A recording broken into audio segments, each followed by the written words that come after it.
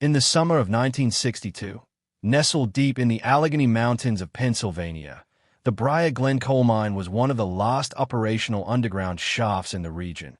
A sprawling, multi-level labyrinth of blackened tunnels supported by creaking timbers and lit by flickering overhead bulbs, where 27 men began their shift at 6 a.m. on June 19th and were never seen again. The miners, all local men from nearby towns like Elmsport and Hargrave Hollow, entered through Shaft C on what seemed like an ordinary day, the weather clear, the equipment functioning, and no warnings from the foreman.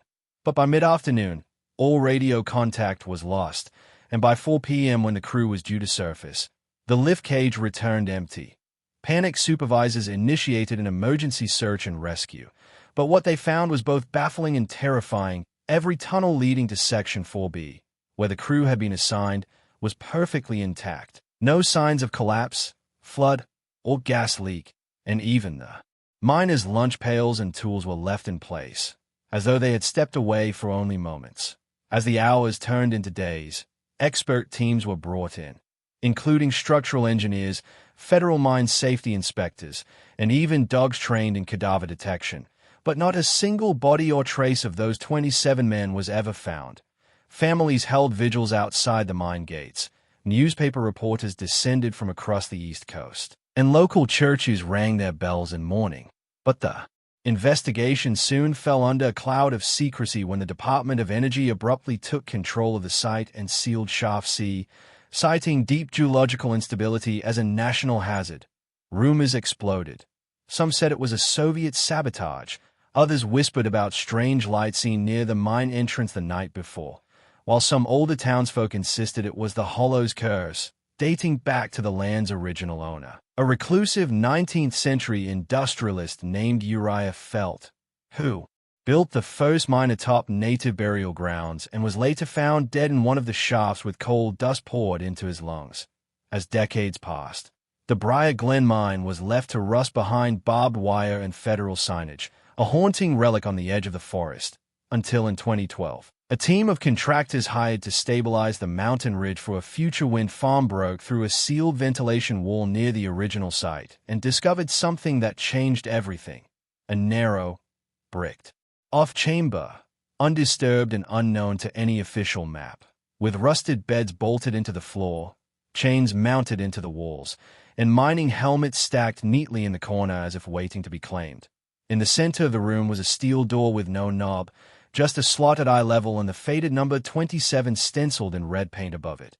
Investigators who entered the chamber reported an oppressive heat and a metallic hum, and when one of the beds was examined, they found deep scratches on the frame as if made by human fingernails. Even more disturbing was the discovery of a black notebook hidden beneath a loose brick, its pages damp and brittle, filled with frantic handwriting that began with names, each of the missing miners, and then shifted into illegible symbols, looping patterns, and finally this message: "We dug too deep."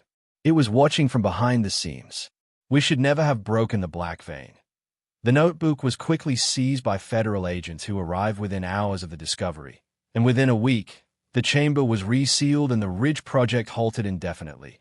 But the contractors who uncovered it had already taken photos and sent copies to local press, sparking a national sensation and prompting a congressional inquiry that ultimately stalled under claims of classified geological threats.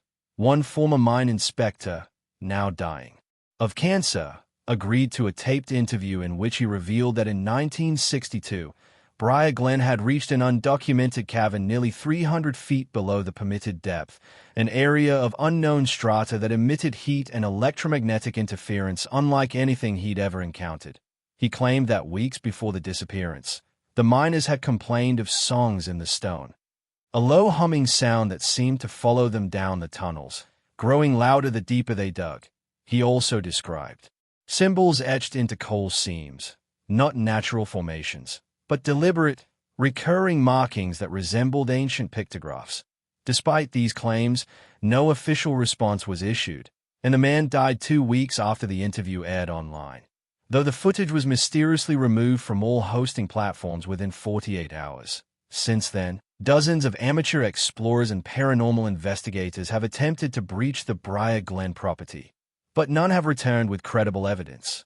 Except one, a man named Marcus Denby, who in 2017 posted a video from inside a collapsed air duct showing what appeared to be a steel door buried behind rock, identical to the one in the sealed room.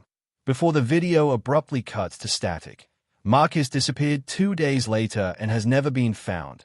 Today, the story of the vanished 27 lives on through books, podcasts, and late-night radio callers, with some believing the men were taken by a sentient geological anomaly, others suspecting a cold warrior experiment gone wrong, and a few insisting they were simply trapped, starved, and erased by a government too ashamed to reveal the truth.